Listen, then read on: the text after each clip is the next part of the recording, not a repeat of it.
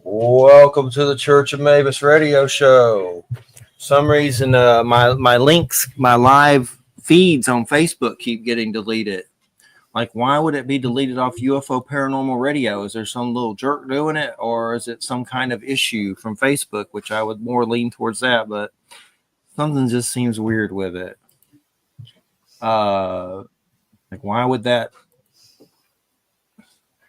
it be deleted? I don't know. Remove. Very weird. I'm just not going to worry about it. Very strange. You're listening to United Public Radio, 107.7 FM, New Orleans, and there's a lot of little gremlin spooks, maybe deleting things. Who may be an inside job. Hopefully it's not a JoJo. But anyway, welcome to the Church of Mabus radio show. Our guest, I thought he was going to be here. My life story. We got Wham here with us, thank God. And Christina and my mother.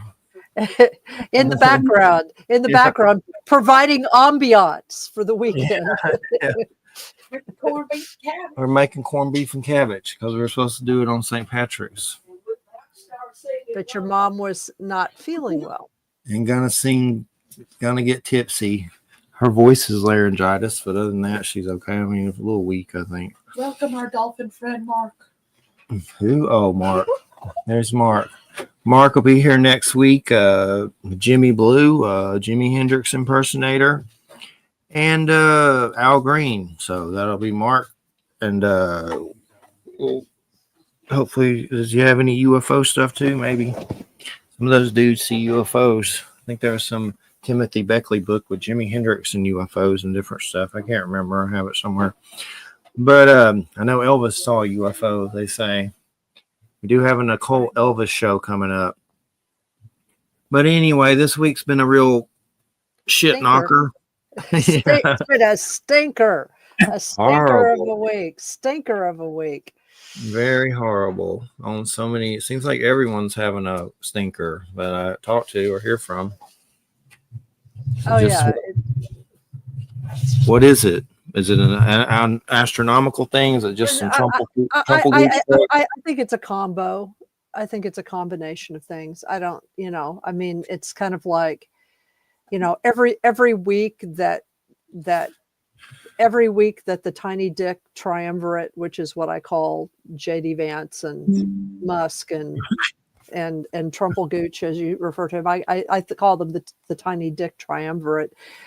Every time they are in power, or every time they are every moment or every week that they are still around is like, it seems like a year. You know what I mean? It's like, so it's actually been like almost 2 years or something, I mean, it's been years and years. It's just too long. Yeah, and I get to see all the headlines on the opposite side, and it's just batshit crazy. Like they're basically just wanking this dude off everything he does, and it looks like he's just destroying us from within and setting us up to be like, I don't know. Almost you worry that he's gonna just let Russia in somehow, and they're just like gonna take over and start putting us in camps. Like it seems like he's going full Hitler. Everything, closing the Department of Education, dismantling. Just weird. I can't even keep up with it. It's so weird. It's just bizarre. Yeah, it's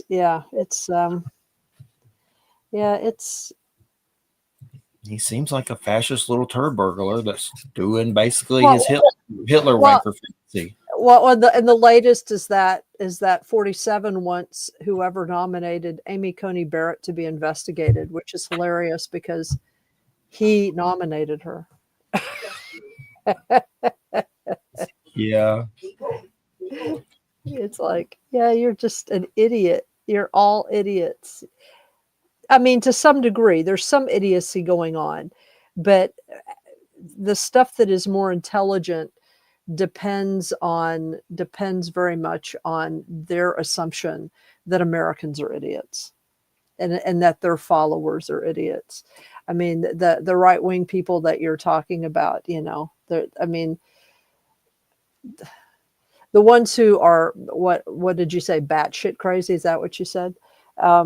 Those people are those people are what are colloquially referred to as low news people. In other words, they don't really pay attention to the actual news. They only pay attention to their echo chamber. So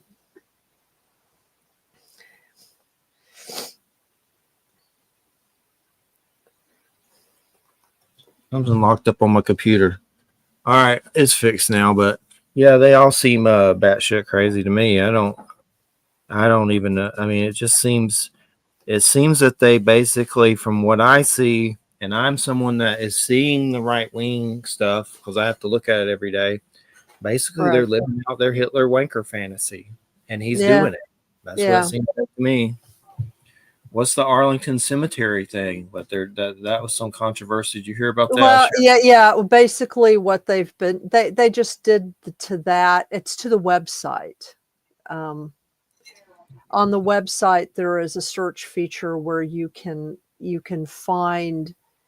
They basically talk about the notable people that are buried there, and so you can go and find their graves, or you can go, pay respect to them or whatever.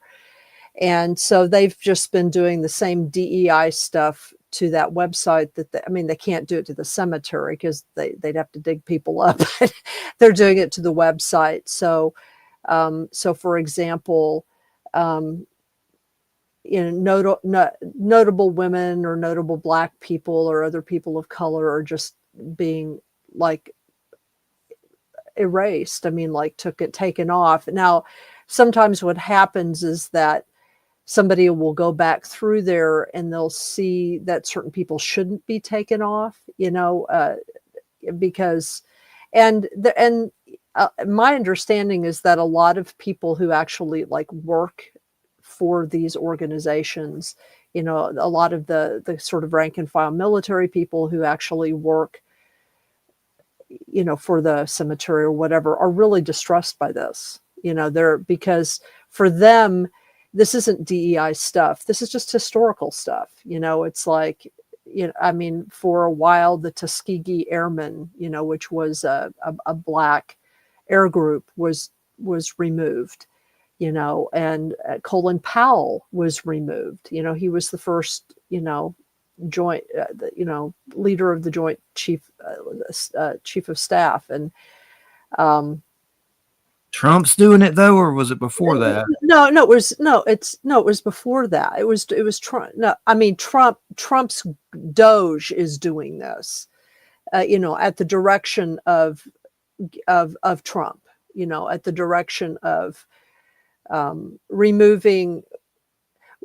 DEI basically means, what it means is removing any reference to someone who's a woman or a person of color or a Black person or anything like that, anything that.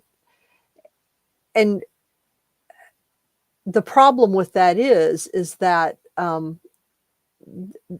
there are notable instances, like when our military was first integrated, or so they're basically kind of erasing history in a lot of ways.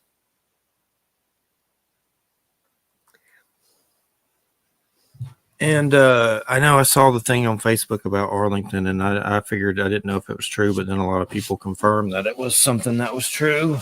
So basically, they're doing their white nationalist white wanker party in 3D. And it seems like a lot of Americans are wise to it, or awake that it's happening. But also, there's parallels with, Germany when Hitler rose. Just people in a stupid slumber that don't care or don't even realize it or whatever. But he definitely seems like he's turned into a fascist turd burglar, which showing his true colors. It's just crazy. But a lot of let's see here, some of the headlines I get to see right now. Right now they're talking about some Egypt stuff, getting all excited about that.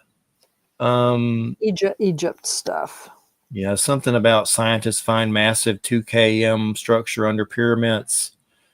Shocking discovery, some new discovery, I don't know. But it's always where is I'm trying to find some of the headlines. They're here, but I get to see all the stuff. Like supposedly they're deporting that one African. I don't know. Is she African American?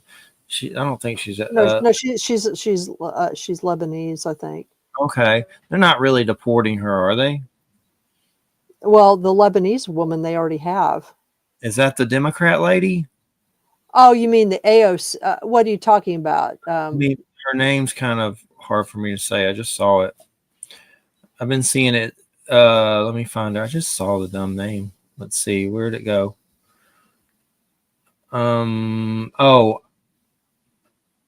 Ihan Omar. Oh, Ilhan Omar. Oh, you mean the person who's a congressperson? Yes. That's the headlines they're sharing off the right that she's being deported and AOC is being arrested. And none of that is true yet.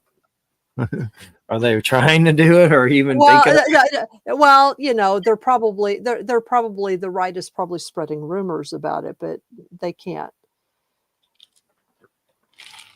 I get to see all those rumors, and they're gross. But our guest was Wells Thompson, Frankenstein the Unconquered. I just spoke to him, so maybe his internet died or something. Who knows? But anyway, the Mercury retrograde's been happening, and some kind of conjunction that seems horrific. My last week, we had a day, and I forget what day it was, but my mom had to go to the ER because of swollen feet and breathing problems, and then they found out she had heart congestion stuff with her heart that was bad. So she's back and having to take diuretics and stuff. And then that same night, of course, my nephew almost choked on a corn dog and croaked. That was the same night, like several hours after the ambulance left. So that was very bizarre. And we usually are people that stay far away from hospitals and doctors. So that was too much doctor for one day. And then a day or so ago, how long was it? Like a day or two? My dog Goldie just dropped dead. He was older, but we didn't think he was going to drop dead at some point, but not right then. So that was really sad. So it's just been a bone grinder. There will be gnashing of teeth, and the teeth are gnashing. For sure. And just basically God. Supposed to talk about Frankenstein. Maybe he'll show up. Maybe not. I'll have to change the title after the show. They won't let you change it. Let's look at the schedule. What are you doing, Mark? Why don't you ask some more questions, damn you? Let's see. Hold on a second. Oh, Mark Eddie's in chat. Oh, okay. Mark. So what does Mark Eddie want? He just listens and hangs out there and says things about dolphins. Perverted things about dolphins. But let me look at the schedule. Wells Thompson was supposed to be tonight. Maybe he'll show up.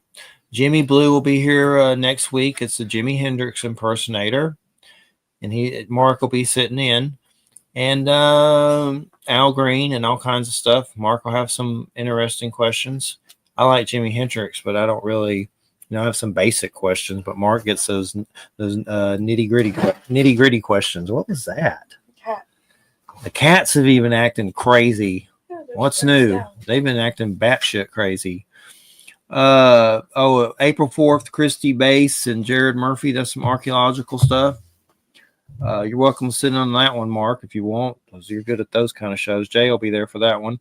April 11th, PD Newman. That's native mounds and like spirituality and stuff. He looks like Sergeant Slaughter, a wrestler. That's an Intertraditions book.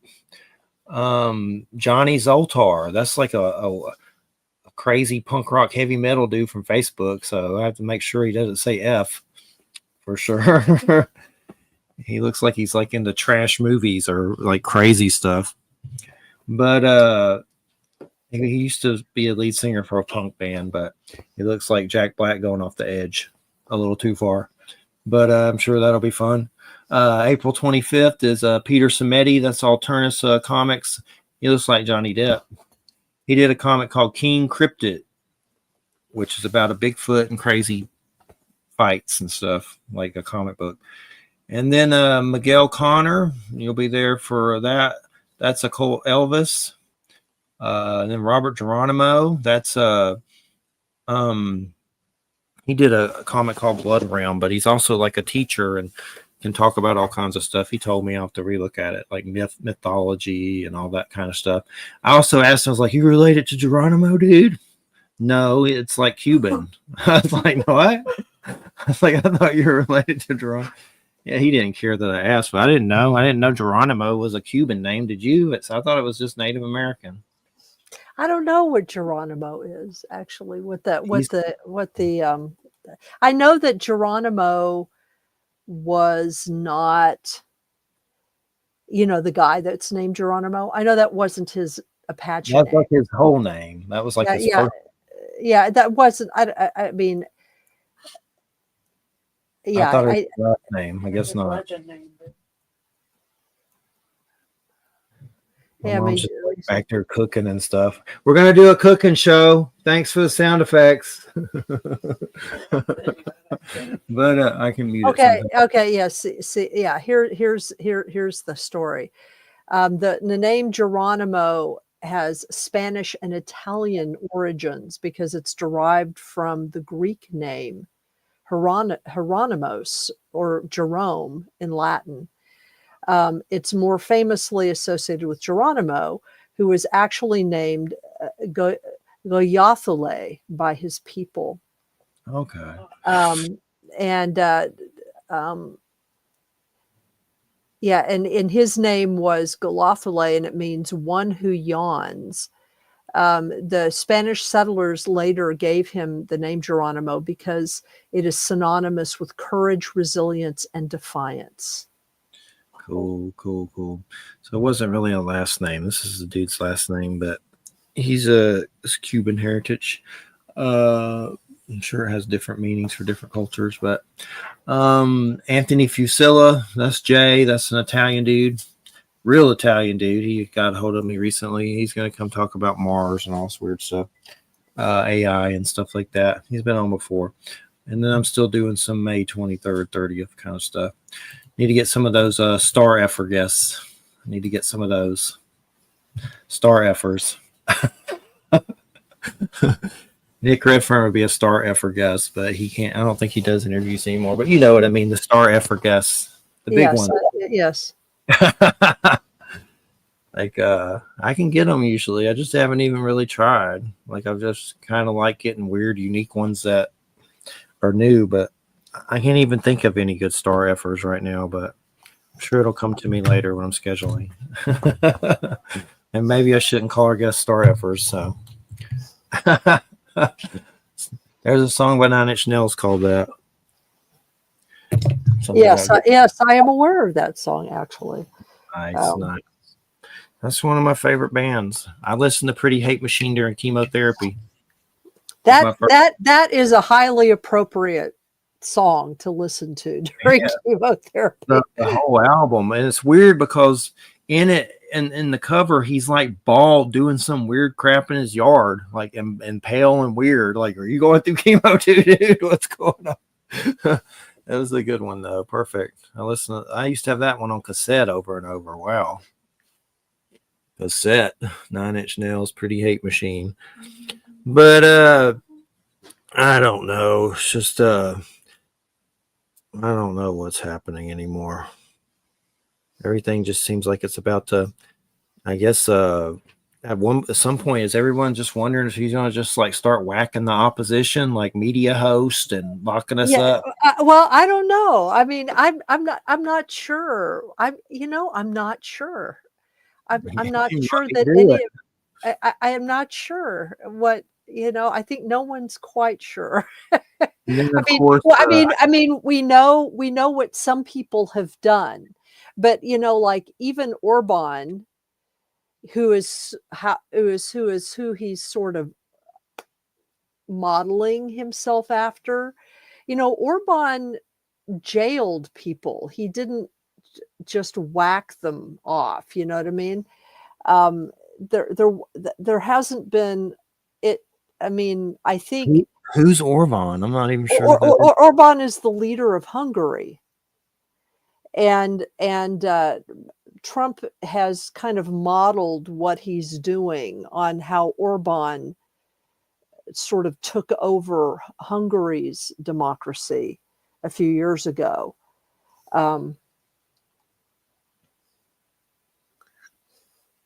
Weird. I'll have to look that dude up. But I mean, I know he's a wanker for dictators. I mean, I knew that. I just wasn't familiar with that particular one.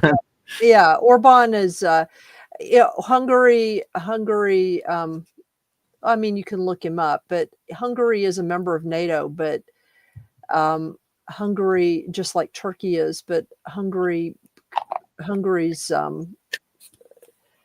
democracy sort of collapsed a few years ago. Orban refers to his country as an illiberal democracy. It's he's tried to create this notion of an authoritarian democracy, which of course makes no sense at all. But he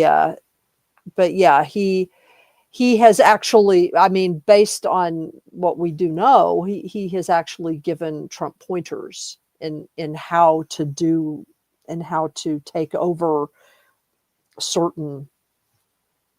That's why Trump has weaponized the DOJ and is using lawyers to try to argue his cases in front of courts, because the whole idea behind what Orban did is that you use what legal means are around you to an interpretation of those legal means to gain power, and you wear people down over time.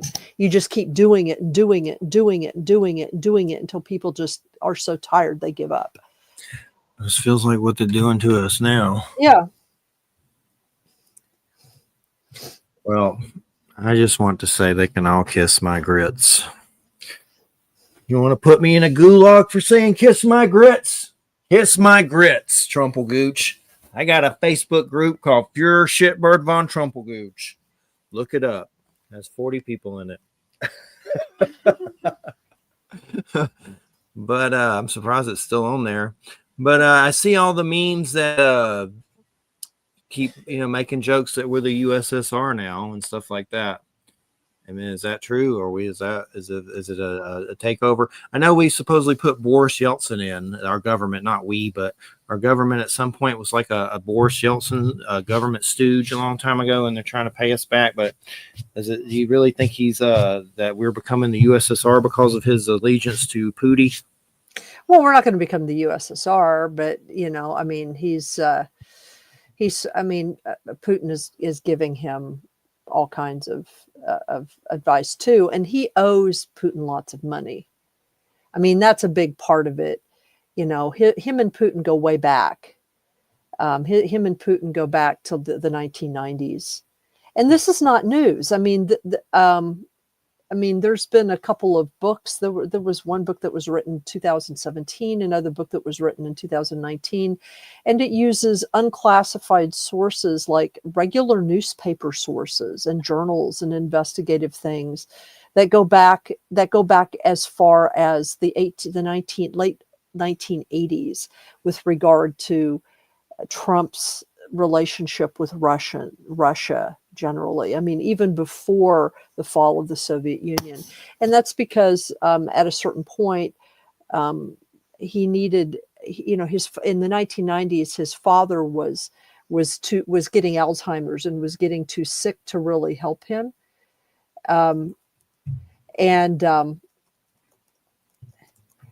He needed someone to assist him in getting out of debt.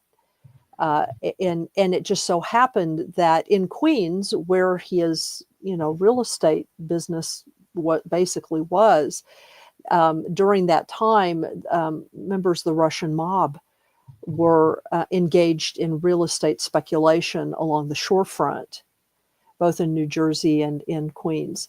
And so that's where he met them. And he connected with some early oligarchs, the people who would become whom Putin would, once Putin started taking over in the 1990s, the people that he would bring under his control, the oligarchs, and that's where the connection between him and Russia was first established. But he owes Putin lots of money and lots of favors. And so, I mean, this isn't news. It's not like, he was, there were intelligence briefings about him being a Russian asset back in the early 2000s. So this should not surprise anyone. Yeah. It's just crazy. And it just seems like to me, like, I mean, I don't even know. And then, of course, they're telling everybody they're about to send us money from DOGE. Yeah, right. I don't believe that when I see it. Like, they have these headlines on the right. We're getting $5,000 checks and all this stuff from DOGE somehow, which I believe that one when I see it. I don't believe that. But anywho, I just don't even know what to say about it. There's nothing to say about it. It just seems like the only way that's going to stop it is some Rambo situation. And, of course, every month or so or a few weeks, some new plot comes up where somebody's trying to do that. And most of those are probably fake, and he plants them there himself somehow. Because it seems like a lot of them, a lot of the assassins have voted for him, or a few of them. So it's kind of weird. Like the Tesla guy that blew himself up, it said they voted. He was like a Republican that voted for him. So it's just weird stuff like that. Yeah, I mean, the whole Trump thing is really a cult. I mean, it really is. It's a personality cult, and I know that Trumpsters don't want to hear that, but most people in cults don't want to hear that. So cult of personality. You ever heard that one in Living Color? Cult of personality. That's a good one. But anywho, I just don't think it's going to have a happy ending, whichever way you slice it. It just doesn't really look like it. I've even seen weird stuff about like Benjamin Fulford. He's some dude that's kind of a righty-tighty that's kind of popular. And he talks about Trump's clones all the time. And he even says some stuff that's kind of derogatory about Trump. But they're already saying he has clones and stuff. So even if they do whack one, they probably already got some weird clone. I know one time they had some guy that looked just like him, and they had a picture of him at the gas station that looked just like him, but he was like in flannel and stuff. It was like a dude that looked just like Trump. So who knows how many there are that are out there that they've recruited. I believe countries do that, don't you? I mean, it sounds goofy, but they do that, don't they? They get clones somehow, people that look just like them. Well, yeah. Well, they're not clones, but they're doubles. Yeah. Yeah. It's just coincidence, really, like that they look like them, I guess. It's very strange indeed. Yes. And anything going on in paranormal that you've seen lately? Uh-oh, there we go. Hey. We'll get here. Is How's he it here? going? Yeah. Hello. Hello. How's it going? It's going. How are you? Doing fine. I apologize for being late. The very dumb answer is a combination. I was looking for an email, and also you said 8 p.m., but then I realized that was 8 p.m. your time, not mine. So It happens more than I can admit. It's fine though. We're good. We're just glad you're here. So we were just talking about other stuff, crazy stuff, political crap, but we're gonna get off of that. We're talking about Trumpel Gooch, and I was telling people about my group, Fuhrer Shitbird von Trumpel Gooch, that has 40 people on it in Facebook. But anyway, as far as we don't normally, sometimes we'll do politics, but not that much. But we're definitely not doing it right now. And everybody knows I don't really like our government at all, and I don't really like either side. I think they all suck. But and I'm also get pissed off about the UFO thing with our government, which I'm not going to get into that right now. But the other hand doesn't know what the hand's doing. 1 minute they're having congressional hearings saying there's UFOs and ships being brought in and ship retrieval units, and then the Pentagon's releasing videos of UFOs, and then suddenly they're saying, oh, there's nothing there. The Pentagon, didn't you just release a weird ass video? And now you're going to say there's nothing. So it's just a lot of hypocrisy. So we talk about that a lot. But it's good to have you here. It's Wells Thompson, the comics Frankenstein the Unconquered. And it's really cool. And what can you tell us about that a little bit? And then we'll get into some of your other projects. Right, yeah. So I'm a comic book writer and editor. My kind of flagship project right now is Frankenstein the Unconquered. It's a action horror series about Frankenstein's monster thawing from the ice 500 years in the future to discover that everything is bombed out and post-apocalyptic and looks a lot more like he does. Very like Conan the Barbarian with Halloween monsters. Yeah, it's sort of a playground where we get to sort of show our different interpretations of classic horror monsters and Halloween creatures, and pay homage to the original, but also put our own spin on it. It's crazy how many Frankenstein things there are. Like I've looked through some of the graphic novels and stuff, and there's like a million. Like there's Doc Frankenstein from the Wachowski sisters now, and then there's that Helheim. I haven't read that yet, but I have it, and it's like Frankenstein in Viking times. I don't know if you've heard of that one. It's called Helheim. I haven't heard of that one. There's a lot have popped up in the last, I'll say 2-3 years. That we certainly weren't like expecting when we started making this. This is like me and my friend Dalton had the idea for this in like 2017, 2018, and have sort of, it started out as an 8-page short and then a series of them, which we put into our first anthology, and then we built it out into its own series. But yeah, I think that just there's sort of a cultural resonance with that particular creature, as you know, 10-15 years ago it was zombies. You couldn't do everything was a zombie movie, zombie game. It went through its own renaissance, and so I think Frankenstein is just sort of in the middle of its own sort of horror renaissance in the same way.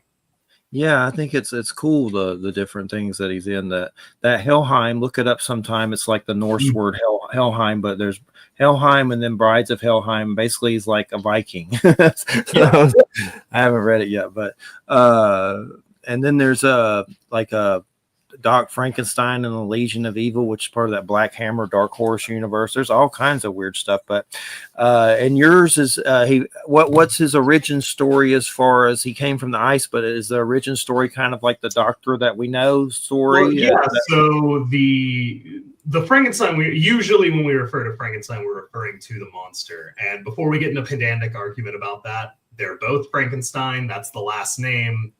The creature's first name is Adam. Like, they're both Frankenstein. It's okay. We don't have to argue about who's who and who the monster is and who the scientist is. They're both Frankenstein.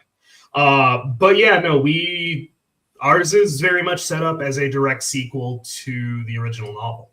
It's the same character. It's just when he, like, if you follow that book, he goes up into the Arctic. Victor follows him. Victor dies. He drags Victor's body out into the ice, apparently to cremate him, and alludes to the idea that he's going to destroy himself because he doesn't have anything else to live for. And then that doesn't take, and he wakes up. So, in a world where everything is a lot more broken and a lot more like kind of ages have passed, he fits in a lot better, but he still has to contend with the fact that he has really violent tendencies that he never properly addressed. A lot of what we wanted to explore in this is just kind of how the monster is very sympathetic in a lot of ways and is truly mistreated and neglected, and in a sense never really had a chance, but also very much like if you are he kills a kid, you don't do that. There's no amount of excusing that kind of behavior that like makes it okay. So there is just something in him that he needs to address that is really broken. And yeah, it was something that pulled us, like both of us, from the original novel that we really, really wanted to explore with this character.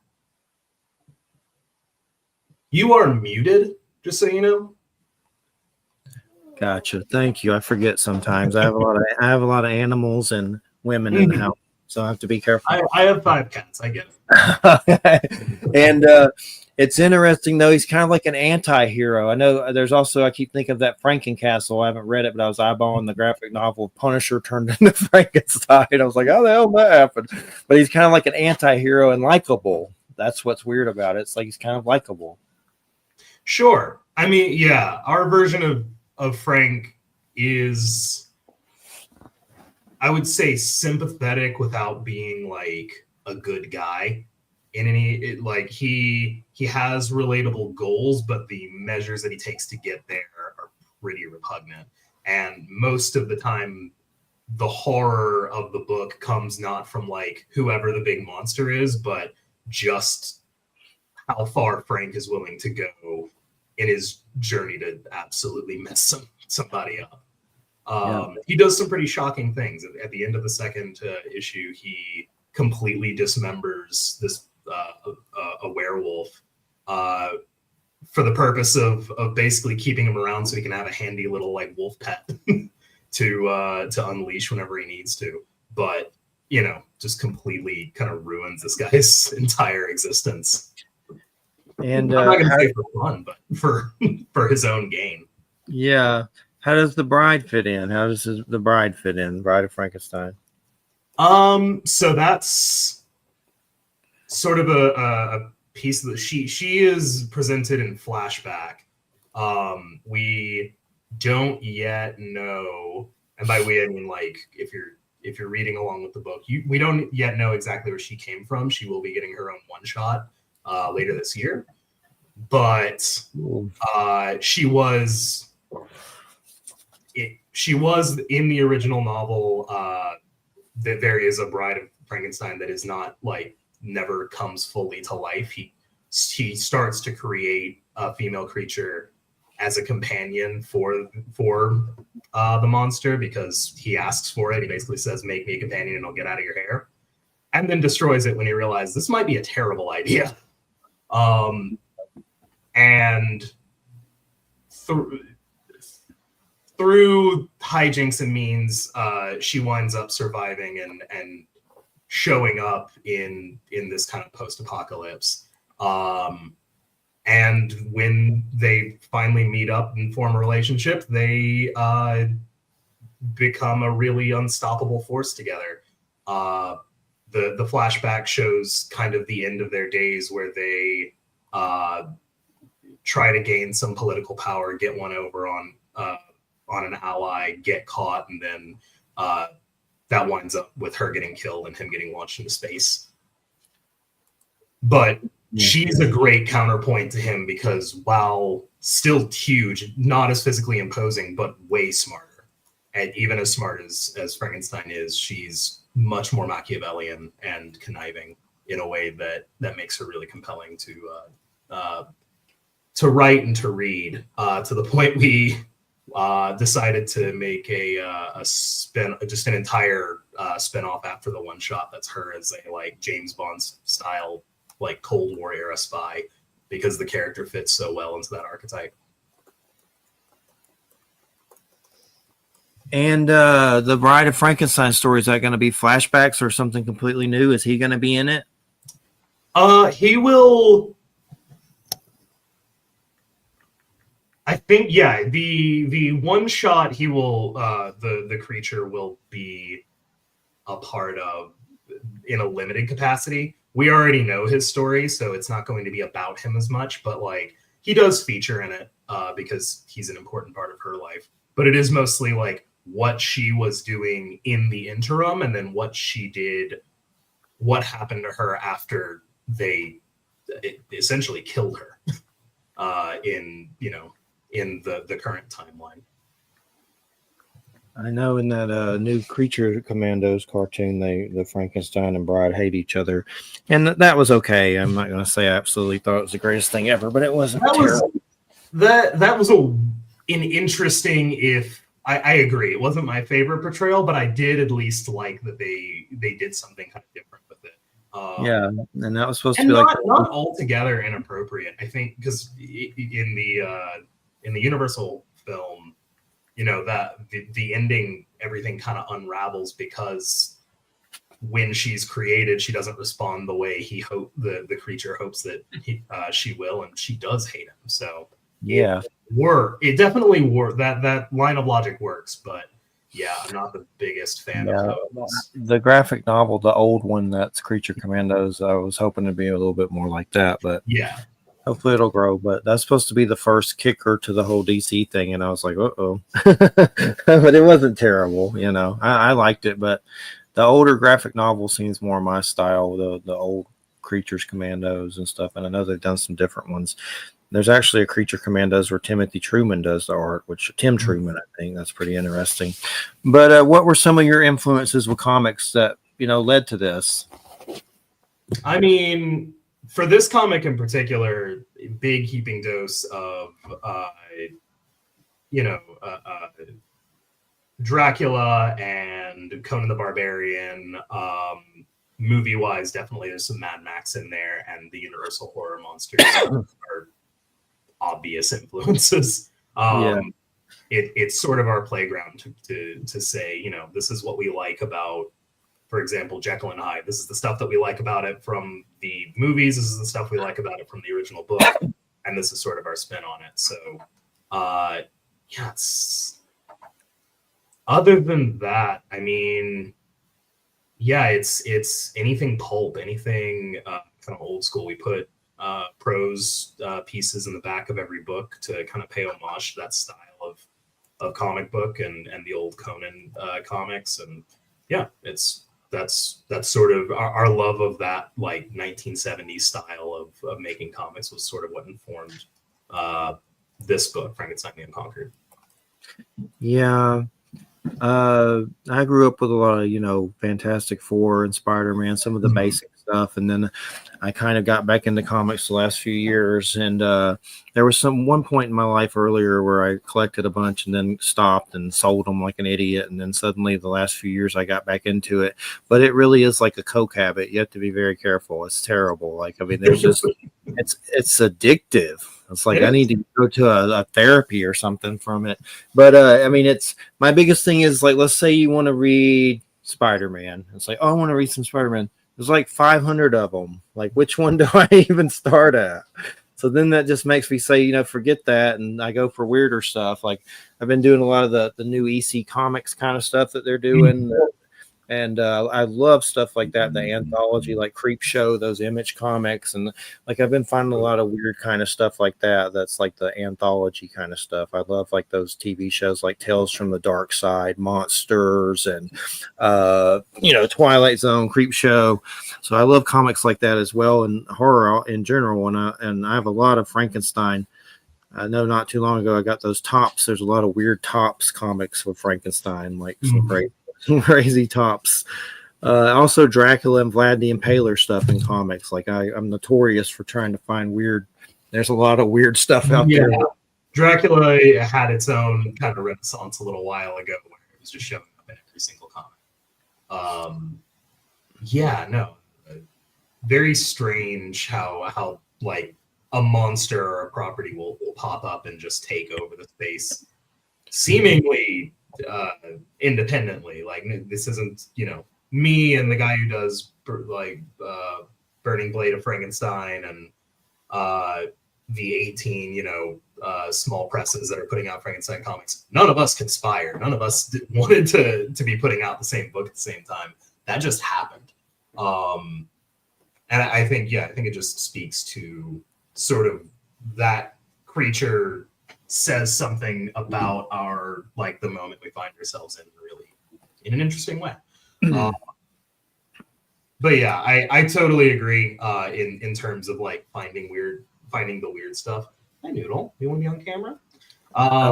Yeah, there's a lot. There's a Impaler Image comic about Vlad the Impaler that has a few runs from Top Cow that's pretty interesting. But there's a bunch of ones for sure. You got to dig deep.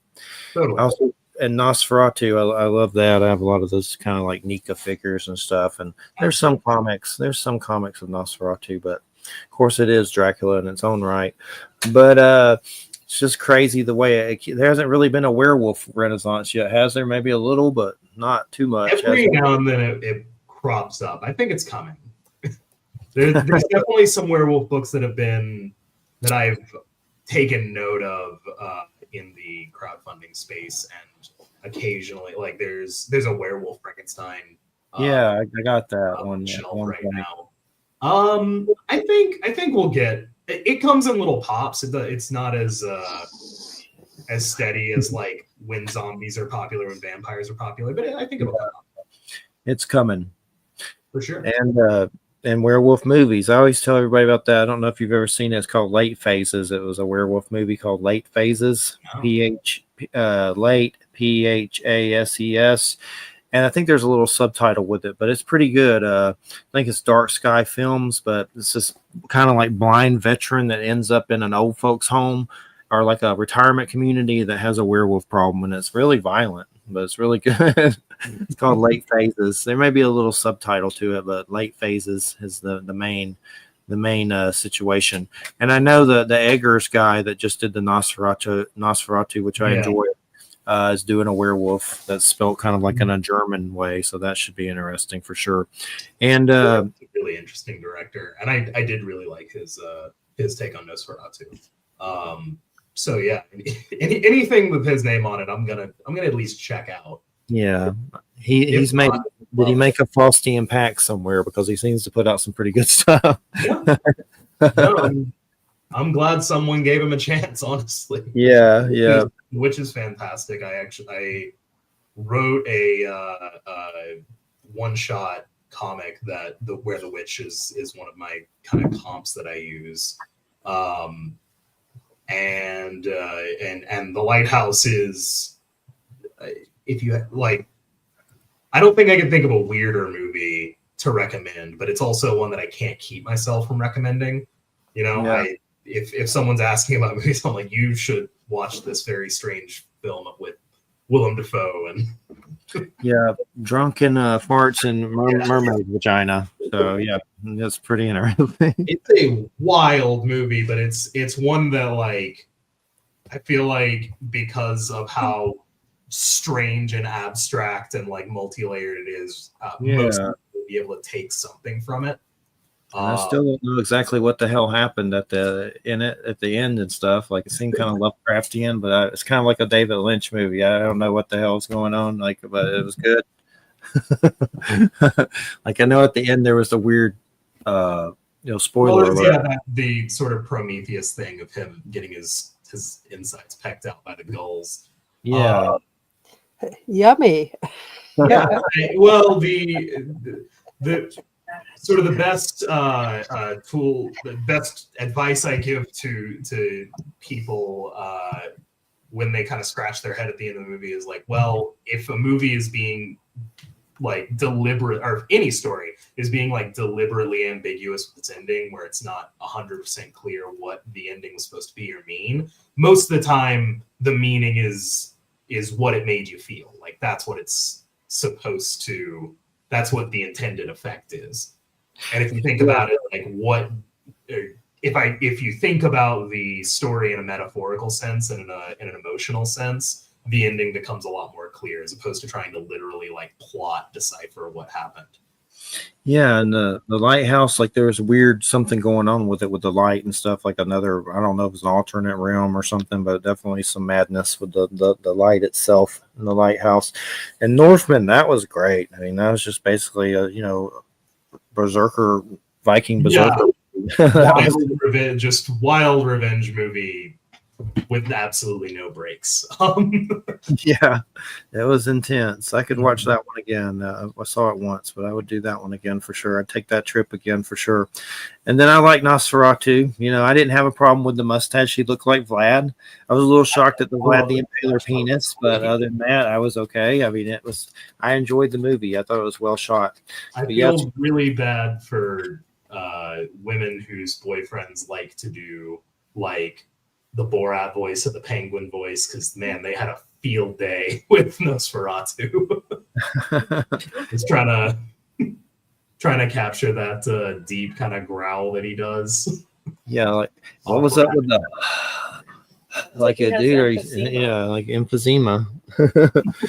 But I enjoyed But it. I think they said the effect they were trying to achieve was this is someone who doesn't breathe to sustain himself. So he's not naturally speaking, he's forcing air in and out of his lungs to speak without needing to do the oxygen exchange. So it's not natural for him to just be breathing. And they wanted to reflect that. So it's just this deep, awful, raspy. Yeah, he's a reanimated corpse from the devil, pretty much. So yeah. But yeah, I could watch that one again at some point. It was good. And then the werewolf, and then the weirdest thing about he's supposed to do that Labyrinth spinoff kind of situation about the David. That should be weird. That's gonna be it's gonna be wild. Is Jim Henson Productions involved? I don't know. I have no idea. I very rarely do I have time anymore to like dig deep in the weeds on like what's going on with pop culture, with movies or anything like that. It's like if it comes to the theater and I get the chance, I'll watch it. And other than that, I'm like, I'm worried about making my comics, and that's about it. That's a good place to be instead of worried about everybody else's. But what's your newest project that's going to launch? It's about to, right? Yeah. So on the 24th, so this upcoming Monday, I have a new project launching on Kickstarter. It's called By Appointment Only. It's an urban fantasy about a witch and her best friend and familiar, and the sort of business that they run in the middle of the city. And they come across like a scared person comes to their door, and their boyfriend is missing and might be possessed by a demon, and that's sort of where they start off on the plot. It's very like Sabrina the Teenage Witch meets Hellblazer. Has sort of I don't want to say cutesy, but like it's a very bright sort of happy-go-lucky art style mixed with some very like hard-hitting subject matter that creates a really, in my opinion, powerful effect. Mauro Davalos is on the art, Marina Leone on the letters, and they're doing phenomenally. The book looks fantastic, and I'm really excited about getting it out there.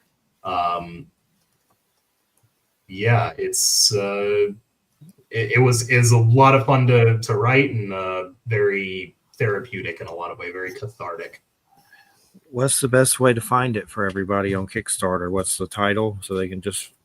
So yeah, it's called By Appointment Only is the title. I don't know if it'll show up on Kickstarter yet. Sometimes I think the little things there, the little doodad might be there. Oh no, I think it does show up if you type it in. They've started allowing people to look at the thing. Like a pre-launch button thing where you can like subscribe to it.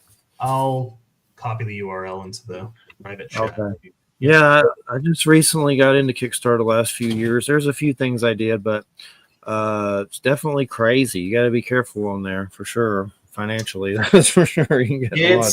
Yeah, it's a really interesting ecosystem that supports a wide variety of projects, and it's one of the cool things about it is that a lot of times stuff that doesn't do very well on the shelf does really well on Kickstarter, which does also sometimes mean the opposite. Stuff that does really well on the shelf doesn't always do the best on Kickstarter, but it means that like when you go there, you get exposed to a whole like new kind of variety of stuff that you might not have seen before.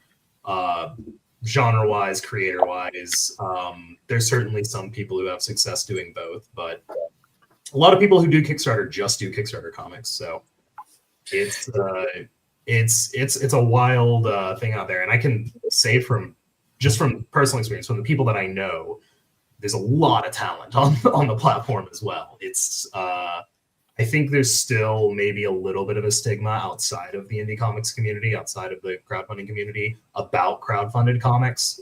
But they're really, I think that stigma, if it still exists, it's kind of coming to an end, because there's the quality that you see on there and the like depth of the projects that you see is staggering. It's really good, and it's every bit as good as anything on the shelf.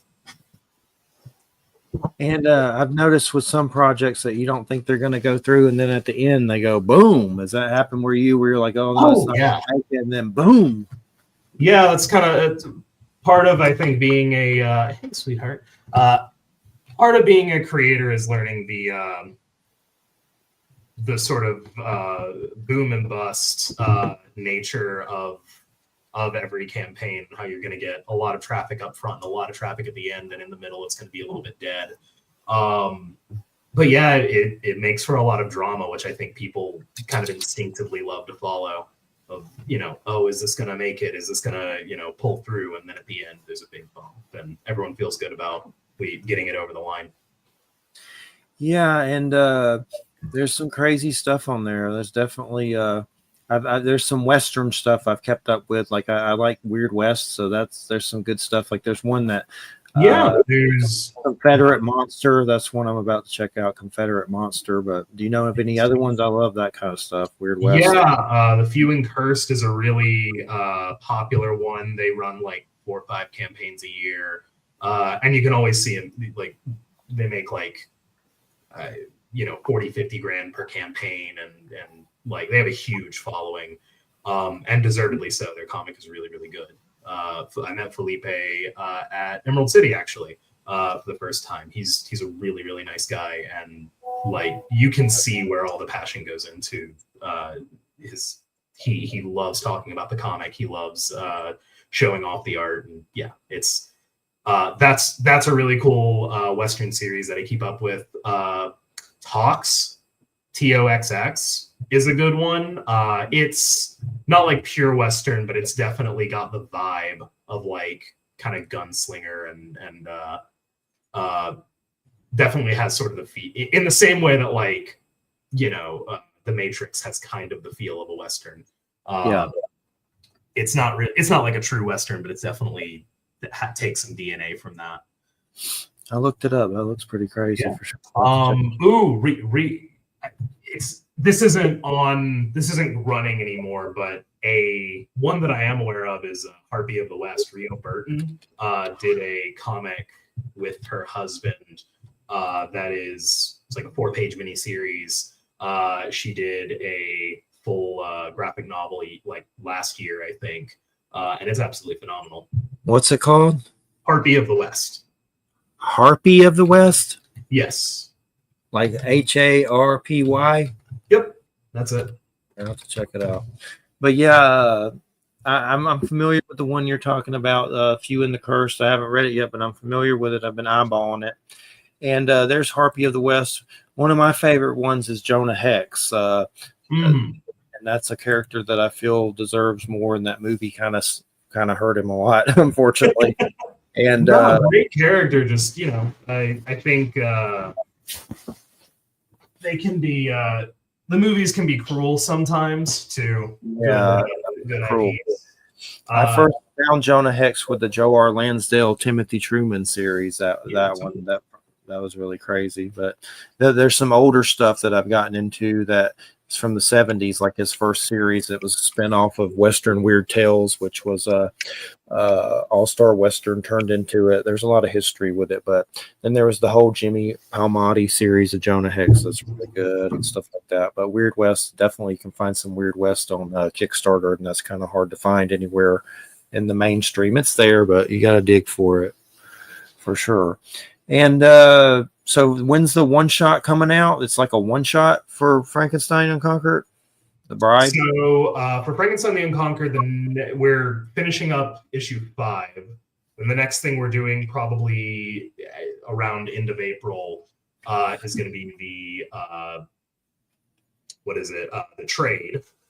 And then a couple months after that, sometime June, July, somewhere around there, we're going to do a Bride of Frankenstein one shot. Nice. And then we have more planned for that sort of universe that we've set up, sort of our own dark universe. We've got something with our version of the Mummy that we're doing as a one shot and then potentially as a mini series. Obviously something with Bride of Frankenstein. And then at some point we're gonna pick up the Frankenstein the Unconquered story under a new name probably, but it'll be sort of the continued adventures of the Beast. Yeah, it's interesting how Dark Horse kind of does that. Like they'll put out a series, it's just like 5 issues, and then that'll end it, and then they'll go to a next kind of thing, and it's the same characters but just different stories, like with Hellboy and stuff. I think it's natural for people not, and this is a vicious cycle, because like you said, where do I start with Spider-Man? There's a million places, I don't know what continuity, but I think it's natural for people to see,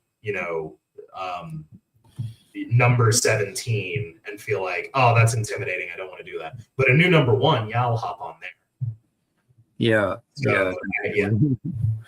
As much as I would love to just keep on going with, Frankenstein the Unconquered and go, 6 through 18 or however long we take it, I think it's just human nature to look at a big number and be like, I'll hop on somewhere else.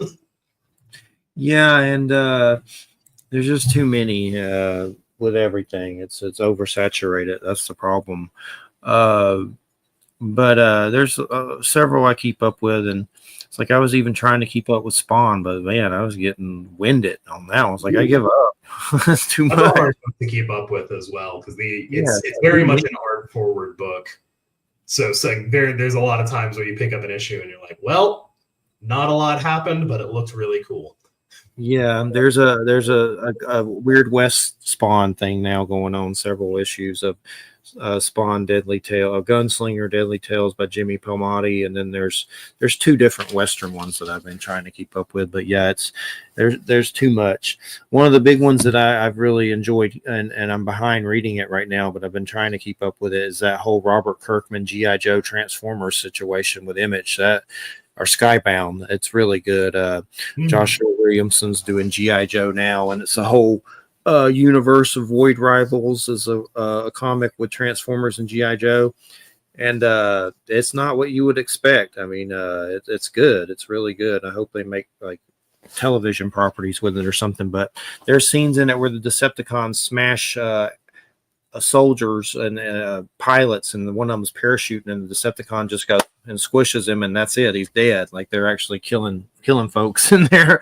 Usually it's a little bit lighthearted, but there was a Cobra Commander series that was part of it that's really good too, that I like, by Joshua Williamson, just a 5-issue about Cobra Commander, his whole origins. And that was really weird because he basically is living underground with like serpent people in Antarctica, and he's a human that's disfigured. But it was pretty good. A lot of crazy stuff for sure. But yeah, what are some other monsters that you want to get into? Is the Mummy a big one? That's kind of a unique one that people do. Yeah, for sure. We might have been planning or talking about doing the Mummy for longer than doing Frankenstein. Frankenstein is just what stuck. But yeah, no, our version of the Mummy is a 1940s private investigator named Cliff Kane, who, sort of like, what is that? There's a Mad Cave book that came out by Ryan Sullivan that's very noir, and the main character has a deer head, like with the antlers and everything, and it's just never acknowledged. It's never, no one ever really finds it strange. Everyone else is just normal people, and it's sort of that vibe of like, this is Cliff, he's a mummy, we're moving on. Something else the weird has happened. We've got to deal with it. The city's about to fall apart. The gangster's about to take over the city. And that's yeah, Cliff Kane, Mummified Private Investigator is something that we've had our thumb on for a little while, and we're really excited to get to finally work on. We worked out the first one shot last year, and are planning to debut it later.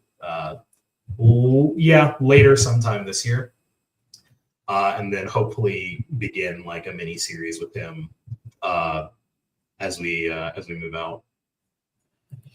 Do you remember the name of the one with the deer head dude? So I remember I know the publisher and the writer. I was trying to find it, that's why, but if you happen to think of it, let me know. But one thing with the mummy thing that you can do is there's so many ways to go with some of the Egyptian gods and stuff, like Anubis and Set and stuff, like weird ways to work that kind of stuff in, which could be really cool. We've had Temple of Set on before, which is I don't even know how to explain that with Don Webb, but Set is a pretty interesting Egyptian deity. Sorry, it's not Ryan Sullivan. It's Ryan K. Lindsay, and it's called Deer Editor. DER Editor. Okay, check it out. Yeah, I'll have to look. It's a strange one, but it's good. Then again, I always recommend when I give comic suggestions, I'm like, keep in mind I have unusual taste in comics. In that I didn't grow up with the typical superhero spread. I came to comics late, and I came in on the indie side. So the stuff that I like is the stuff that's really strange, is like not like strange and out there in a pretentious way, just like not doing the typical kind of superhero path where it's, you know, a familiar character and a typical plot, but maybe there's a wrench thrown in and it's not exactly what you expected. Like one of my favorite comics of all time is a comic called Coffin Bound, which is a book that defies easy explanation. It's a modern like London fairy tale about a woman who's trying to like burn out every part of her life so that when she dies, no one remembers who she is. And that doesn't even begin to like scratch the surface of how weird it is. There's a serial killer that eats the earth to track people and has what I can only call a heavy metal introduction. There's blind prophets. There's a like strip club where the dancers take off their own skin. It's out there. But it is also one of the most beautiful comics I've ever read, and it has an all-star team of Danny as the artist,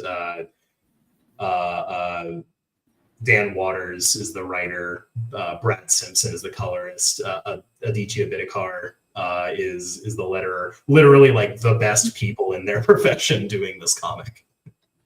Is that one only a 4-issue series? Is it? So it's 8 issues total that have come out, I think. And yeah, there's 2 volumes, so 1 4-issue. It's like 2 4-issue runs essentially. I'll have to check it out for sure. It sounds interesting. I've come across it. I remember seeing it at some point, but never read it. But I'll have to check it out for sure. Absolutely one of my favorite books. There was one an older one, Dead World, which was a crazy zombie one that I kind of got into, and then another one, Fubar. Like, there's some weird stuff out there. It's crazy in comics.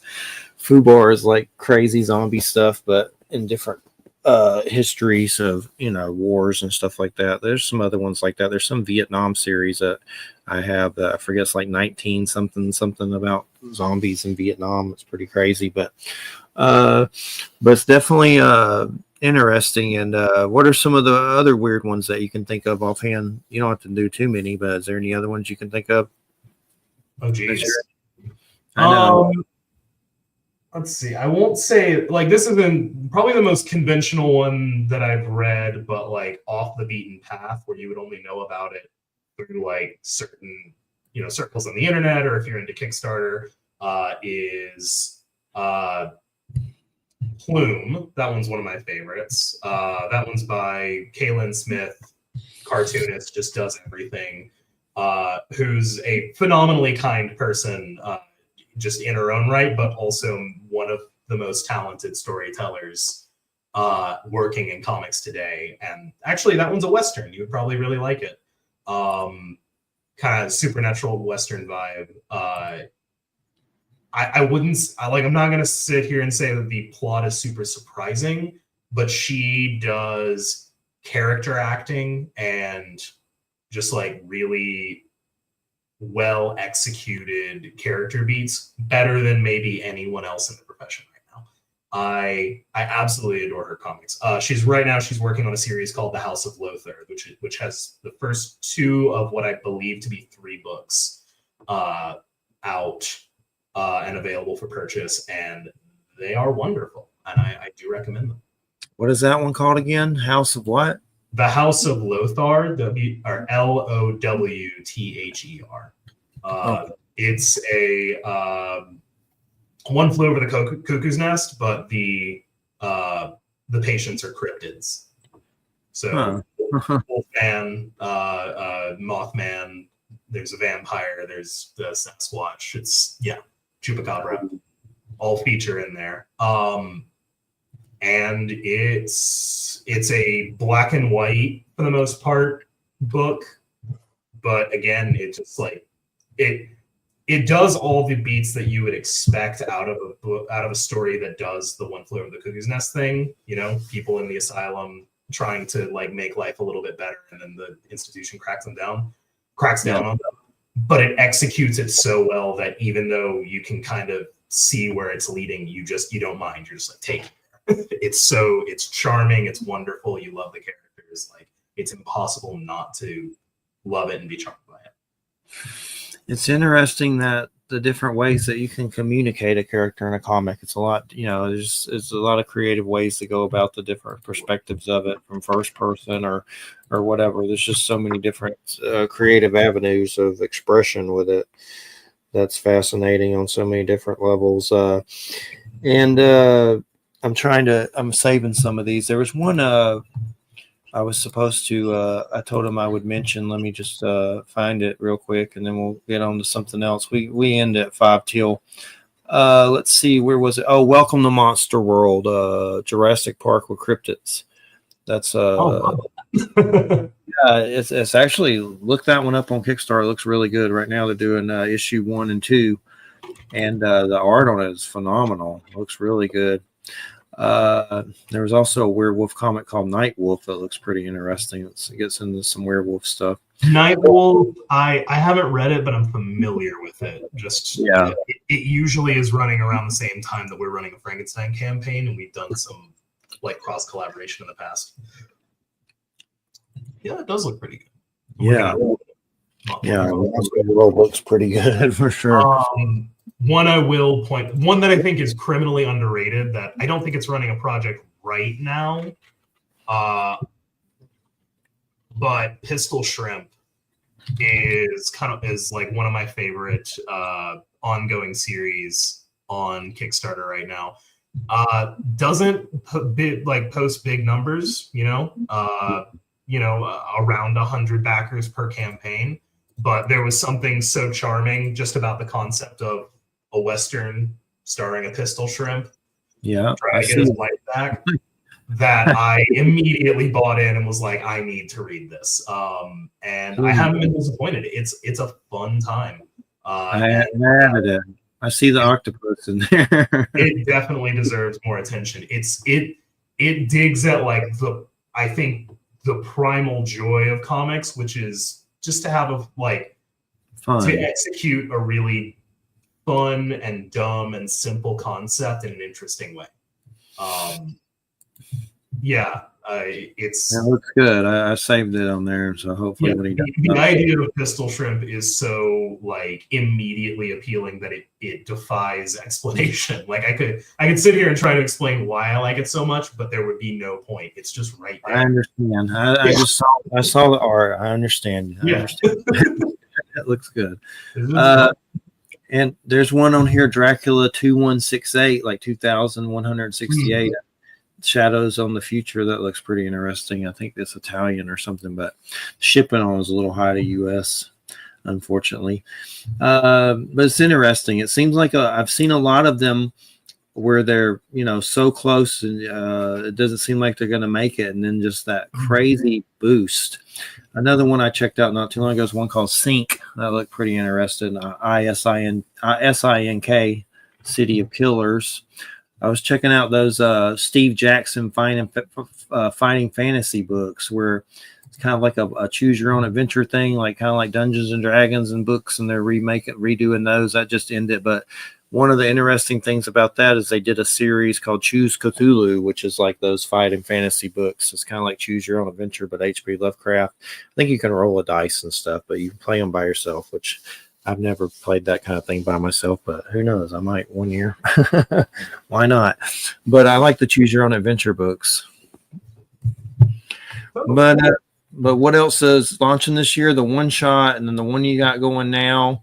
We've got a lot planned. We'll see how much actually winds up coming out, but we know we want to do the trade, the one shot. I have my book By Appointment Only that's coming out. We want to get probably 2 issues of that out this year. I'm also finishing up a series called Smut, which is what it sounds like. It's Kickstarter again. There is an underground verve to it, and different genres that don't show up on the shelf as much do succeed really well in Kickstarter. So that one has been very popular, we'll say. And then I have a series. Well, I have a book that I recently was able to finish after a really kind of hellish production called The Cat Skin and the Rose, which is very like The Princess Bride meets, if you know Revolutionary Early Tenna, that it's sapphic swordplay. And that one was one of my first big breakouts, and was very popular and has taken just a long time to actually fulfill. But what's that one called again? The Cat Skin and the Rose. Okay. But yeah, that one is at the printer right now, and I'm hoping to have to start shipping it out in the next couple of weeks. I want to continue that story sometime this year as well. So those are kind of the projects that we're working toward this year. Yeah. And what's the name? Is it like a company or just your name? I mean, where do you have any links? So yeah, everything is under my name, but we are splitting off the Frankenstein the Unconquered related stuff into kind of its own imprint called Stitched Comics, which we'll have more information about in the next probably couple weeks. We'll start releasing more about that, but it's going to have all the stuff with Frankenstein the Unconquered, The Bride of Frankenstein, The Mummy, all the spinoffs and extras, and the continuation of that series will be through that part.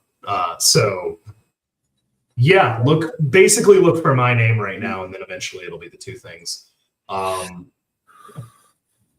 There's one on here on Kickstarter you might find interesting. Monster Forge presents Return of the Monsters. It's called Return of the Monsters. It looks really good if you want to check that out at some point. It's like a graphic novel with Frankenstein and Dracula, and the art looks phenomenal. It looks really good. Return of the Monsters. But Monster Forge presents Return of the Monsters. But yeah, keep us in the loop on stuff for sure. And I've just got into Kickstarter, so to speak, but it's kind of like a hesitancy because it's dangerous on so many different levels. Yeah, definitely. There's a lot of I don't want to say like it's a pull or anything like, or like an addiction or anything like that, but there's definitely like you can lose track of how much that you've pledged to, and then wind up with more books than you know what to do with. The small stack of books you see on my table over there, that is that's a very tame. If you look under the table, there's a larger stack, and if you were to look in my library, there's an even uglier stack lurking where I can't see it, so it doesn't bother me. And then, of course, the board games on there. There's one I eyeballed, Champions of Midgard 10th Anniversary Edition and stuff like that on there that can get dangerous, expensive, like crazy. Oh, yeah. No, I very occasionally look at stuff outside of comics, but for the most part, I just do Kickstarter for comics. Yeah. So I can bother with it at the moment. And then there's all that backer kit stuff. It's like they got stuff going on there. I just don't even. I did a couple of things there at one point, but I try not to go there. I'm afraid to mostly. Backer kit is really helpful as a service, and I have done a project or two through there. But yeah, for the most part, I stick to Kickstarter. Some of the comic people we got coming up is what is it? I always mess up the name of his Alternus Comics. Let me look it up. He's coming on Peter Samedi. Alterna Comics. I always say it right. Yeah, Alterna. King Cryptid, and then that's pretty good. A crazy Bigfoot one called King Cryptid, and then another guy from that same company. Where's he at? Robert Geronimo does Blood Realms. He's coming on. It should be pretty interesting. I know I've had a few people on from Kickstarter about comics, and I usually, just start doing that this year. It's been pretty interesting. Of course, this is a good one, and because we get into all kinds of different, topics with it and everything. We had Devil's Gate. That was a Western comic, Weird West. Those guys, Silas Dunn, he came on. Talked a lot about Weird West and things like that. So what about paranormal? Is that anything that ever crosses your brain? Like paranormal kind of stuff, like in the comics or personal events? That's mostly what we do. We do everything, but we have some pretty crazy ass UFO shows with some crazy, I wouldn't say they're government spooks, but we have some pretty crazy UFO shows with some people. Like some high hitting caliber UFO personalities. Like sure. I've never. I mean, the short answer is no. In terms of like my personal life, yeah, I don't really. I have not seen evidence of the paranormal, nor have I been convinced by evidence of the paranormal. Now, my wife has given me some crap because I have said. No to oh, do you want to go look at this haunted house? And I'm like, no. And she's like, you don't believe in that, so why would it bother you? I'm like, well, there's two possibilities. One, we walk through a creepy ass house where we potentially contract tetanus or something, and for the most part we walk around and we're bored. Or two, we see a ghost and I have to reshape how I feel about everything forever. At one point she was like, what if our house is haunted? And I said, then we're moving. And she said, you don't believe in that? And I said, yeah, exactly. I don't believe in it. And if I see it happen, we're moving. So I have hardline stances on like, don't believe in ghosts. But if I do ever see evidence of a ghost, that fundamentally changes how I feel about ghosts. There was one we did last week with a guy, William Hall, who wrote a book, The World's Most Haunted House. And then he did a spinoff. It's about the poltergeist on Lindley Street. And it's about a house where a crazy, I think it was in the 70s, crazy haunting stuff happened there. And the police got involved. And then, of course, it's up to debate what's real or not or whatever. Sure. But actually in the police reports, the police reported when they got there floating televisions and refrigerators, and it's actually in the police reports, which is kind of hard to believe. But a policeman's kind of putting his ass on the line doing that for some reason. But that was a weird one that we did last week. And what was the weirdest thing about that show is the guy's an illusionist. Yeah. Like he grew up doing those little magic kits and stuff, and then actually went on to go into big stages and doing that kind of stuff. But it was we've done a lot of paranormal shows that are crazy. No, and I love fiction about ghosts and paranormal things. Like that makes for really interesting media for sure. You get a lot of interesting stories out of that. I think it's a very human thing to say what's out there and kind of theorize about the creepy stuff in the corners of our imaginations. But I don't begrudge anyone their fun for any reason. Like I don't believe in it wholeheartedly, but like if you do, great. It's And it's a bit of fun. And again, like I mean, one of my favorite shows is The Haunting of Hill House. So like, there's definitely I see the appeal of it for sure. is that the Flanagan one that you're talking about? Yeah. That was Mike Flanagan's, I think, his first show on Netflix. Yeah. And still his best in my opinion. But I never saw Bly Manor. I meant to. I just never got around to it. I like Bly that. Manor is good. I think it misses the mark a little bit, but I have a personal connection to The Turn of the Screw, which is the novel that it's based on. So I was really excited to see it and see the take on it. And imagine as I was watching it, my English teacher's head spinning and steam coming out of his ears because I know how he feels about the book. Yeah, I'll watch it sometime for sure. It's good. I liked what was it? The Fall of the House of Usher quite a bit. Thought that was interesting. Well done. Midnight Mass is half of a really intense, creepy horror show and half of a really good religious drama. Yeah, that was really good. Stitched together, but still works. I liked it a lot. Yeah, that was really Midnight Mass was pretty good. It was really good, especially the preacher. Everybody did a good job in it, but he did a really good job in it. Totally. Yeah. Everyone does a really convincing work in there, and but especially like not going to spoil it for anyone who hasn't seen it, but the supernatural element up until like the third or fourth episode is legitimately really, really creepy. I think once the dam breaks, it kind of loses its luster, but up until that point, I was, I had my head turned a little bit in that scene in the crypt. It's a little bit hard to not to feel a little creeped out by it. Yeah, Midnight Mass is basically a church on a small, I guess, an island where they get afflicted with vampirism, and then the preacher becomes a vampire, and it gets crazy as hell. I mean, I wasn't going to spoil the vampire twist, but there you go. Leave it up. It's been out a while, so pretty long time. No, I went ahead. I have to be very careful with what I watch with my wife because she has things that are like very no-go. Like if it's in media, she won't watch it. One of them is car wrecks, and the first thing that happens in Midnight Mass is a car wreck, and I was like, okay, you can't watch this. You're not allowed to watch this show with me. But yeah, other than that, I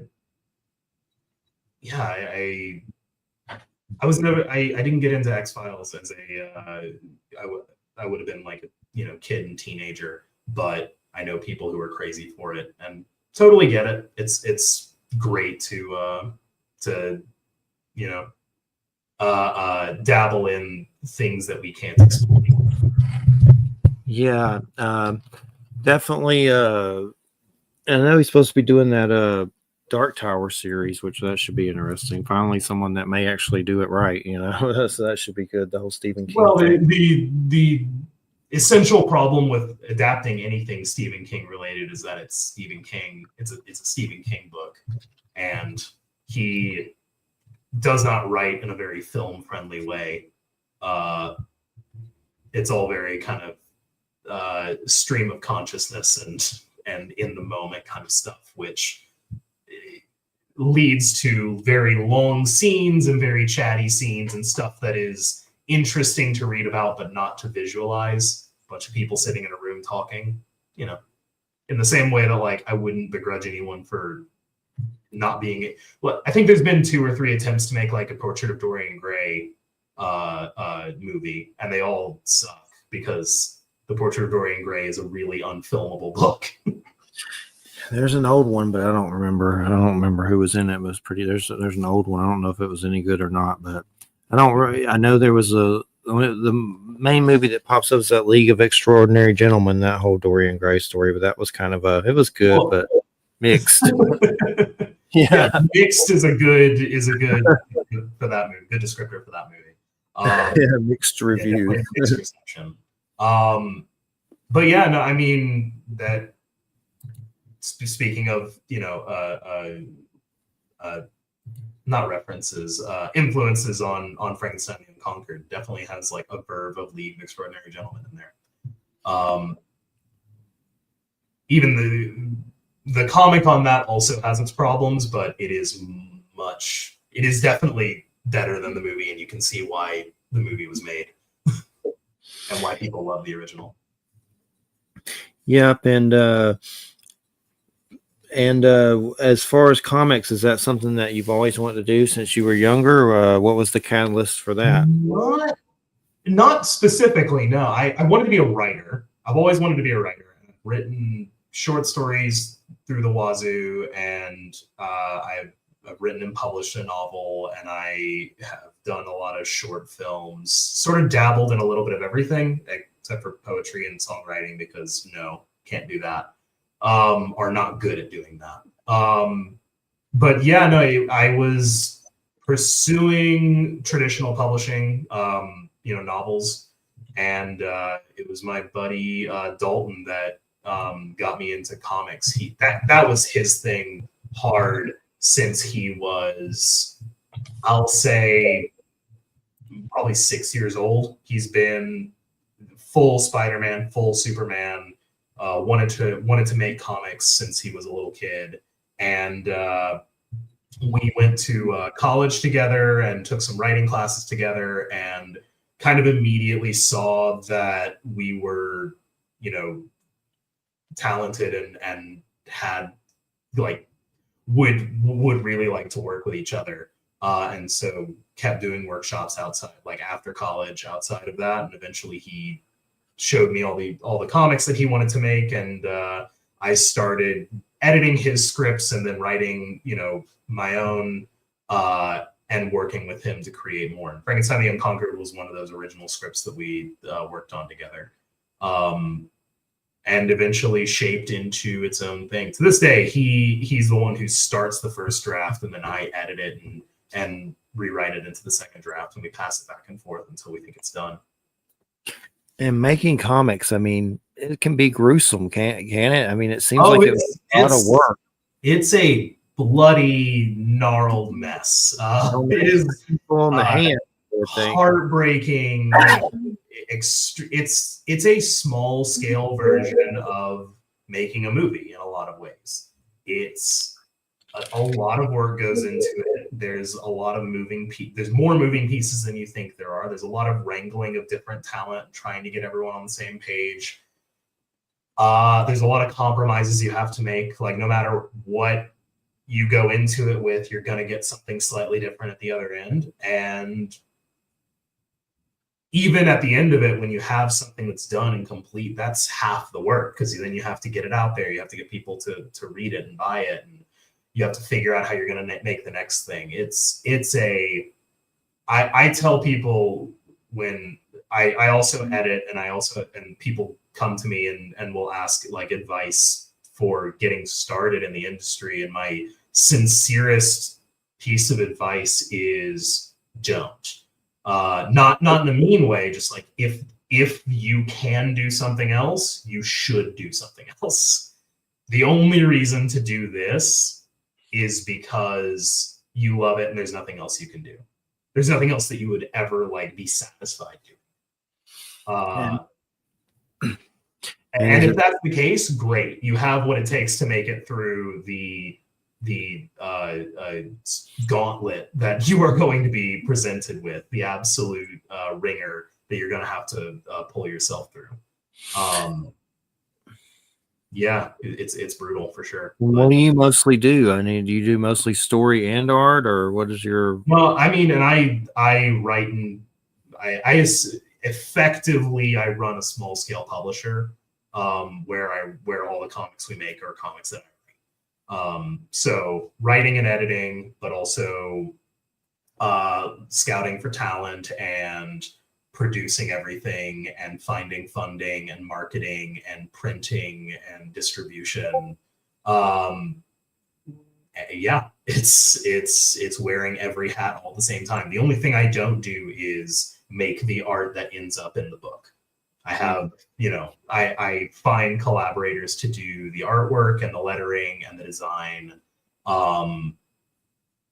and I can't, not that I don't think that anyone like you, if you were really determined, you could start drawing today and in a couple of years be good enough to draw really, really well and do your own books.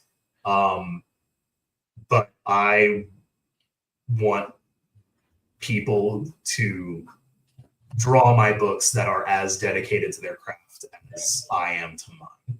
So I have not personally gone through the ringer of like learning how to draw so that I can make my own stories. Yeah.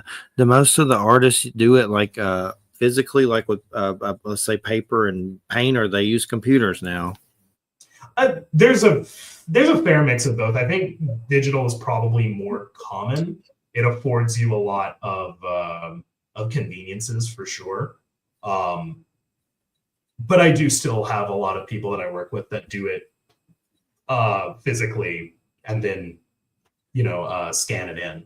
My colorist for Frankenstein the Unconquered, like, paints it with paint, with acrylic, with like actual paint. And then prints off the pages in high quality, paints them, and then scans them back in. And I've had plenty of cover artists do the same thing and just draw it out from scratch on a 11x17 Bristol board. God, that seems like a lot of work for sure. I'm already on a computer too much for my job. So I couldn't That's the other thing is that, like, I can say with full confidence, my job is really hard. It is not as hard as someone whose job it is to draw the comic, because they're putting themselves in like physical distress to be able to do it. Yeah, I could think that would be painful on the hands for sure. I have books that I've done, and I haven't done one in so long, but I mean, I'd like to again. It's just such hard work. A lot of my books that I put out were transcribed at radio shows, and I had to listen to the radio show and type, and I'll never do that again. I think there's software that you can get now to help speed that up, but even still, that's a brutal practice. It's a brutal. Yeah, especially if you're a stoner and trying to do it, it's not good. You pay someone in India to do that one. But yeah, I had to do my Bigfoot book like that, and I hit a door, and I'm not someone that usually hits walls and stuff, but I was so pissed. I hit a door and broke the door. That was a long time ago, but the book was just that's another character that's interesting. I don't know if y'all are ever interested in Bigfoot, but that's a crazy one that gets a lot of comic. Not a lot, but there was some Bigfoot wrestling one that was just I think it's called Friday Night Bigfoot or something. There's tons of Bigfoot books. I have a friend that makes Bigfoot Knows Karate. Definitely look that one up. My buddy Dalton has a Western short comic that he wrote for an anthology that didn't make it in, and I'm so upset that it didn't make it into the anthology. It's called No Country for Big Feet, and it's so good. I want to see it made so badly. Where was that at? There's no way to get it. No, there's no way to get it. It's a script right now. It's not it's not wrong or anything, but it's a lot of fun. I'll reach out into the universe. If someone is listening to this that is like making a Western anthology or wants to like fund a Western comic, reach out. My buddy has a script on deck. It's called No Country for Big Feet. It's phenomenal. I just found one on here, Cryptids American Mythos. Like if you just put Bigfoot in, it gets pretty interesting. But have you read Ahoy Comics' anthology? Project Cryptid. Yeah, I haven't read it, but yeah, I know what you're talking about. So I think it's number 7 or 8 that it's the same one with the Jersey Devil in it. A friend of mine and my former employer, Matt Ligeti, has a comic in there about is it the Florida Stink Man? It's something like that. It's like he's sort of Bigfoot-esque, but it's very specific to Florida, and it's one of the funniest comics I've ever read. Yeah, Project Cryptid. I have them. I just never need to read them. There's a lot of things like that, unfortunately. They're good. They're real good. Yeah, I'll have to check them out. But we appreciate it so much. Wells Thompson, everybody. Frankenstein the Unconquered. And what was your other one that's about to go live? And any links you want to give out? It's called By Appointment Only. You can find it on, if you go to Kickstarter and type it in, you should be able to find the pre-order link. That one goes live on the 24th. And you definitely want to pledge early because we have early bird rewards for 20% off. So the first people who pledge get a hefty discount. Very cool. Well, we appreciate it so much. Keep us in the loop, and we appreciate it. Thanks a lot. Thank you for having me on. Yeah, absolutely. No, I appreciate you. And I've had a crazy long week. My mom went to the hospital. She's back, and heart stuff with her, and a dog dropped dead. My nephew almost choked on a corn dog and had to go get put under to get out of his throat. That's Mercury retrograde, baby. What a horror nightmare. I didn't want to laugh at that, but you ended on the corn dog. That's... I know. Well, it's like, how weird is that? Yeah. He gave us a box of them that he didn't open yet, and I'm like afraid to eat them. Like I'm like, they're gonna jump right down your throat. I'll chew it 1,000 times probably if I do. But we appreciate it. Thanks, Wham, for carrying the front, and we appreciate it, Wells. Thanks so much, everybody. Have a good weekend. And next week is a Jimi Hendrix impersonator. How weird is that? I like Jimmy. The Watchtower. Okay. Jimmy Blue and the Al Green impersonator, Jimmy Blue. So that's next Friday. He's got some UFO stuff. And we'll see you next Friday. Everybody have a good weekend. Good night, everybody. Bye. Thanks, Wells. Thanks, Wham.